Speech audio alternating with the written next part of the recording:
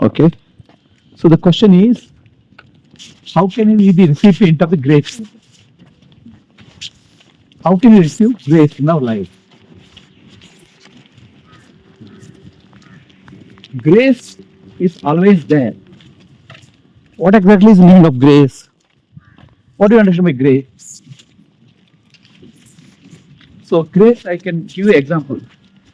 When we in a study in school, when some marks are falling short, let's say 5 marks.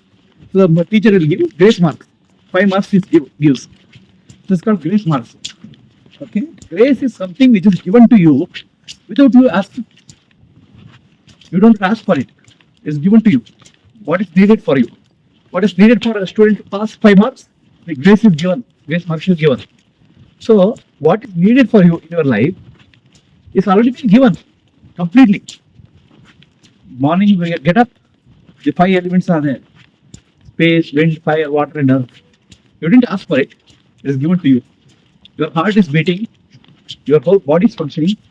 Your eyes are functioning. Your nervous system is functioning. It is given to you. You need some relationship to survive in life. That is given to you. So what is given to you is called grace. So life is full of grace only. Then what is the grace? What else grace you are asking? What is the grace which you are seeing? Then all challenges will come in our life. Okay. Now these challenges we have to face. These challenges are due to circumstances, or due to our own mental abilities, or due to our own abilities or skills. There are challenges in life. So to face the challenges, we need grace. There is self-effort involved and the grace involved in anything.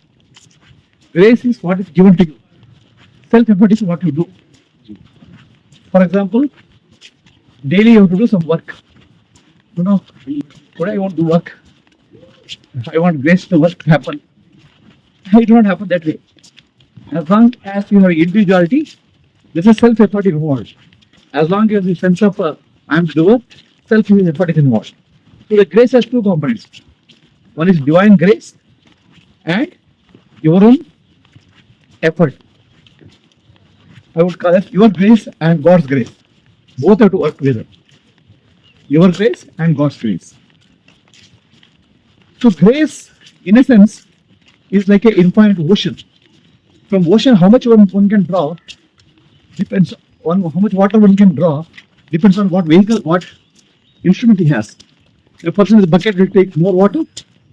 A person with a spoon will take only a spoonful of water. Like that. So now, how much grace you can draw from the universe? That depends on your ability to attract grace. More grace in life. Grace is always there. Whether you have the ability to receive is the question. The reception ability increases with gratitude. Be grateful to everything happening in the universe. Be grateful to what you have in life. And be grateful to the existence for providing you what you have, what you need in life. And also understand whatever you need in your life will be provided as a grace. So if that understanding is there, you live a life of gratitude, you will attract more grace in your life because you become more recipient of grace. So then what happens? Different things, different events will happen in life. That's called synchronicity. Events or situations will come in your life which are required for your evolution without you asking for it, in spite of it.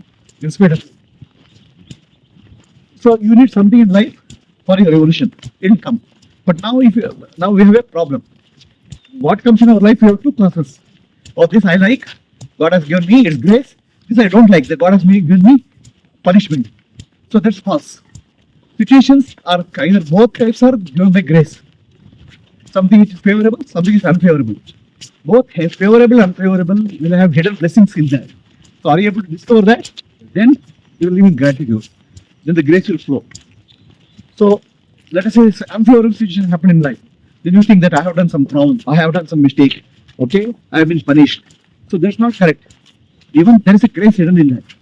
So the grace you are able to uncover is gratitude. Understand everything happening in my life is divine grace. Then the gratitude increases. As the gratitude increases, more and more synchronicity fills life. More and more things will happen which are favorable for your evolution. I am not saying favorable for your evolution doesn't mean the only present or present things. Unpleasant things may also happen. It is said that in Bhagavatam, if God is pleased with somebody and God wants to attract him to attract that person to Godwards, then God will remove all the things he possesses, all the attachment he possesses. So now removing all the attachment he possesses is unpleasant for most of the people. But we don't understand that's a blessing given by universe, grace. So we have our own way of interpreting grace. But once you start looking at every event as the hidden grace, hidden blessings, then our life will bloom. Then a lot more blessings will shower on our life. Think minute to minute will be recipient of the divine grace in abundance.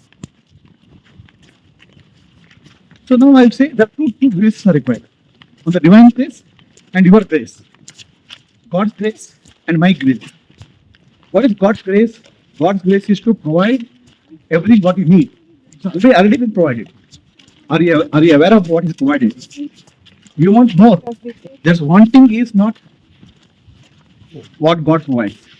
Need is what God provides. Need is already been provided. But our mind is greedy. I want this, I want this, I want that. Okay, this situation has to be favorable. This situation has to be unfavorable. They're all wants. Wants, you have to work your grace. You have to put yourself effort because these wants come from the ego. So your ego has to work for that. Your grace is required for it. Your grace, not your grace, the work will not move. So then all these saints, Mahatmas, before they start their work, they do a prayer. It's called Prarthana Shloka. Any Upanishad they start with Prarthana Shloka. Any Bhashyam they start with Prarthana Shloka. What's the purpose of Prarthana Shloka? Prarthana Shloka is to invoke divine blessings, grace, so that Prartha Karma, effect of Prartha Karma is reduced in completing the work. So the grace comes in the form of nullifying or reducing the intensity of Prartha Karma in any of our activities. So be full of gratitude, live life of gratitude, understand everything which is coming in your life, pleasant or unpleasant, is a divine blessing. Uncover the blessings. Don't run away from unpleasant situations. Don't get attached to pleasant situations. Do your best and leave the rest to God. This is the secret formula for grace. In a way, the ultimate grace is when surrendered totally, complete surrender. When in the surrender, there's no doer, there's no enjoyer, there's no knower. Only God will be oppressed through me. That's the way for complete, full grace. So surrender is the divine grace or mine? Surrender comes from understanding of life. What is surrender? What am surrender? Divine grace or my grace? There are two ways of surrender. Somebody puts a gun in his head and says surrender. Then you surrender out of fear. So this is not surrender to God out of fear. Surrender to God with understanding of life. That's called total surrender. That's what Sri Krishna says in Bhagavad Gita. Sarva dharma paritijya mamekam sharanam vraja aham tvam sarva papebhyo mokshishami ma shujha. Bhagavad Gita 18th chapter. So that's Drop all sense of doership. Now how do you drop sense of doership? Once you understand that everything is happening through the body-mind complex, there's no individual doer, there's a doership. Understanding leads to surrender. So now I have understanding, but I have not surrendered. That only means that you are attached to results. A favorable thing happens, okay, God is doing for me. Unfavorable things happens, I have done some mistake. So that's not correcting. We correct everything. Unfavorable and favorable results, both are blessings of the divine. Both are there. In unfavorable, there is something for you to learn to evolve. So if you understand that, both are divine grace, favorable and unfavorable. But right now you are separating into two classes. I did something, favorable thing happens, God did it. Unfavorable thing happens, my vasanas and sanskaras did it. So then you are splitting into self-effort and God's grace. Both are God's grace. If unfavorable things happen, there's a way to learn and evolve. So that's also a God's grace. If you understand that, life is full of grace. Live with the gratitude, with the understanding. To be free, become free from suffering. Surrender totally. Surrender to worship totally. To worship, no worship, and enjoy worship. So mind grace leads to divine grace. First it has to be grace. No, I have to pray. the concept of my grace, leads to divine grace, is there's a concept of me. I am separate entity. That concept is there now, right? That entity has to learn surrender. What do you surrender? First, surrender results of action, karma phala. Then surrender doership. The progressive surrender is more and more grace will flow. Otherwise, grace is already there. Now, grace flows doesn't mean that you will get more benefit, more advantage. Grace flows means you start seeing blessing in every situation. So that way you evolve. Right now you are seeing this situation is not favorable, this situation is favorable. You are having raga dvesha about the situations, raga dvesha about outcomes. So when you transcend that, you are already evolving and getting enlightened.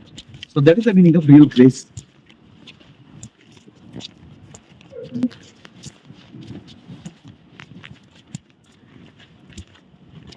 Any questions? Anybody? Also, which could be the Advaita phala. No. So, there's also Adrishta phala. So, or luck in any of our endeavor. That I call it as a prarabdha karma. So, prarabdha karma comes to us. Sometimes favorable, sometimes unfavorable. So now, a favorable prarabdha karma, we say I did, God did it, or I did it. Unfavorable, we say why did it happen to me? So, adrishta, what happens to you, comes as a prarabdha. Okay, what you have done in the past comes as a prarabdha. Accepting prarabdha with equanimity is your grace. Understanding what is hidden message in the prarabdha is your grace. So understanding lessons of life based on what happens to your life, favorable or unfavorable, is your grace. Do not judge any situation as favorable or unfavorable. I like or I dislike. Let's always take any situation as what is the learning from this for me. What is the message God has given to me in this? Then every situation becomes a graceful situation because every situation is a message from God. Are you clear? So only with Jnana we can do anything. Only with Jnana, things will be much more clearer. Okay, otherwise you'll be doing attempt, try and error, right? So Jnana alone can lead to proper understanding of life, and proper understanding of life leads to proper surrender and proper action. Guruji, this concept of divine grace and my grace, is it applicable to Adnani also? Does we have a divine grace and to Whereas divine grace and my grace is applicable to Adnani, yes, grace is already told now. Divine grace, his heart is beating, is Adnani's heart is beating? Is he breathing? Okay, is he? but he's not aware of it. The grace part he is not aware. He is not aware, but grace is given. No, grace is not given based on. There's no differentiation in the grace. Ability to receive more grace depends on your jnana, clarity about life. So jnana alone can lead to total surrender. Jnana alone can lead to karma yoga, proper karma yoga. There is a case of needs. Is there needs favorable or unfavorable? There is also needs. Our human mind is so cunning. Okay, in needs also there is favorable. I am hungry. Okay, so somebody brings a dosa to you. Hunger is satisfied with dosa. No. I want a masala dosa. Okay. No. I want a ghee dosa. Ghee dosa is brought. No, I want a roasted masala dosa properly. Need some more ghee. Okay. No. The person who served it didn't smile and give it to me. So, need is your hunger to be satisfied. But your wants are ever growing. Need for every living being is satisfied. A snake, a frog, a lizard, leopard, everybody's needs are satisfied for their day-to-day existence. No, Guruji. Like if you go to countries like someone, people don't have food to eat. No, that So people don't have food to eat. the whole country. The whole country is also human creation. Actually, Mahatma Gandhi says there is enough for everybody's need in the world, but there's not, the whole universe is not sufficient for a greed for the universe. Somalia people are not eating food and they're hungry, but tons and tons of food is wasted in every house in rich countries. That is the question of need. God has provided for need.